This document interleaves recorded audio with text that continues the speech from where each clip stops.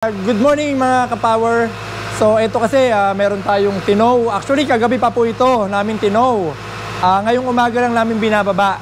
Kasi wala ako kagabi, sabi ko, teka lang, huwag nyo muna ibaba. Bukas, Monday morning, bibidyohan ko lang, sir.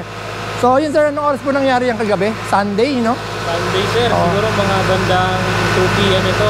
2 p.m? Tagal namin to, dami namin eh. Oo. Ba't parang tumawag ka yata sa akin? Anong oras na? Hindi 2 p.m. Kasi pitrasos pa lahat eh. Okay. Kasi tinaw kami sa NLEG papunta dun sa exit. Oo. Siyempre, typically, hindi naman natin alam kung yung tatawagan natin. Okay. So nung nakatawag ka sa amin, Ganda lang sir, pagkatawag ko sa inyo. Oo.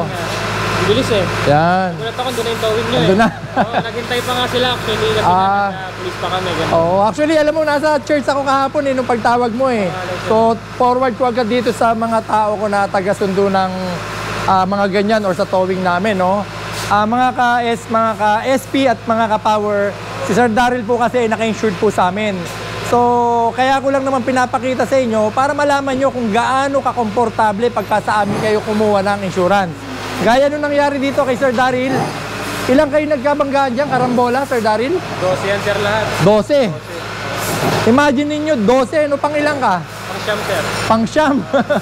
So hindi naman si Sir Daryl na may kasalanan kasi yung nakapreno si Sir Daryl, may safe braking distance, kaso yung nasa likod ang wala, no? Tinula kayo. Wasak yung nasa likod. Wasak. Oh, pero at least sa ganyang aksidente, wag na tayo magsisihan.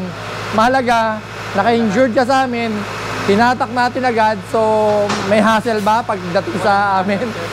Wala. So yun, maingay lang yung truck natin, ano? Kaya kayo magpa-insured lang po kayo sa amin. Kasi ito, kagabi nangyari, kinontak agad ako, hindi naman sa pagmamayabang.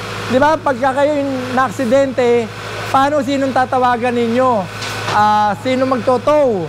Hindi tulad sa akin, ako ang agent, meron akong sariling towing. No? Kaya meron pa tayong sariling shop or talyer, repair shop para gagawin agad. No? Pero Sir Daryl, ipaprocess namin ngayon to sa FPG Insurance. Then mabilis naman ang lowa niyan. Gagawin agad natin yan. Ha? Okay, so mag-measure lang po sa amin. Ha? Maraming salamat.